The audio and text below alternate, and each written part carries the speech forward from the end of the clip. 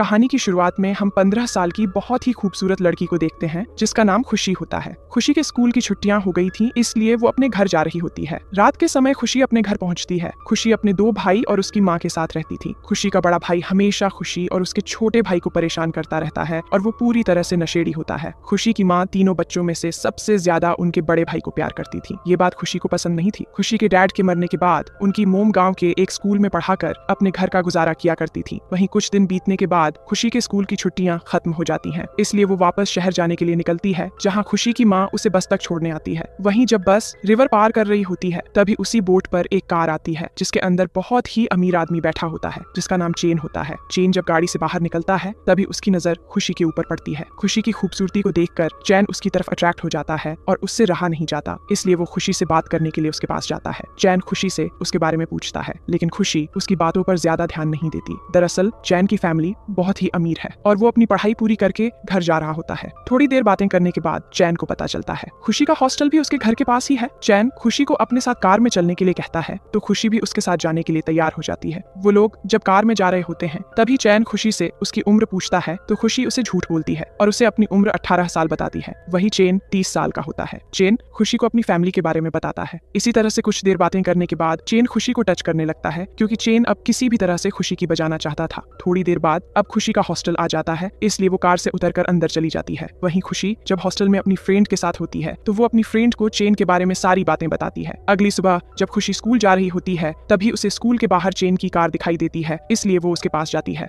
दरअसल चैन खुशी के संतरे देखकर उसे पसंद करने लगा था। खुशी चैन की गाड़ी के पास आती है और चैन को लाइन देके चली जाती है। ये देखकर चिंग को समझा जाता है खुशी भी कहीं ना कहीं उसे पसंद करने लगी है। स्कूल की छुट्टी होने के बाद खुशी बाहर आकर चैन को देखती है, लेकिन चैन वहां नहीं होता, इसलिए खुशी अपने हॉस्टल में आ जाती है। खुशी जब अपनी फ्रेंड के साथ डांस कर रही होती है, तभी उसे बाहर चैन की कार आते हुए दिखाई देती है। ये देखकर खुशी जल्दी से उससे मिलने के लिए जाती है। चैन खुशी को कार में बैठाकर अपने साथ एक जगह लेकर जाता है, जहां वो खुशी को एक रूम में लेकर जाता है। चैन खुशी का कीबोर्ड चाटना चाहता था और उसकी दुग्गी बजाना चाहता था, लेकिन चैन को डर था कहीं खुशी की गुफा से लाल पानी न निकलने लगे, क्योंकि खुशी सिर्फ 15 साल की है। खुशी चैन की भावना समझ जाती है, इसलिए वो चैन से कहती है, तुम मेरे साथ जो करना चाहते हो मैं उसके लिए पूरी तरह से तैयार हूँ। यह सुनकर चैन खुशी का काफी देर तक पानी निकालता है। काफी देर तक मजे करने के बाद खुशी चैन को अपने बारे में बताती है। खुशी चैन से कहती है, मुझे पढ़ लिख कर बहुत आगे जाना था, लेकिन पैसे न होने की वजह से मैं कुछ नहीं कर पा रही। खुशी चैन को अपनी फैमिली के बारे में बताती है। उसकी मोम बहुत ही मुश्किल से उनका गुजारा करती है। खुशी की बातें सुनकर चैन को समझ आता है खुशी उसके पास सिर्फ पैसों के लिए आई है। बातें करते करते चैन फिर से एक बार खुशी की दुग्गी बजा देता है। पूरे दिन मजे करने के बाद रात के समय चैन खुशी को एक रेस्टोरेंट में लेकर जाता है, जहाँ चैन खुशी के साथ ड्रिंक करता है। बातें करते करते चैन खुशी को बताता है, मैं तुमसे शादी नहीं कर सकता हूँ क्योंकि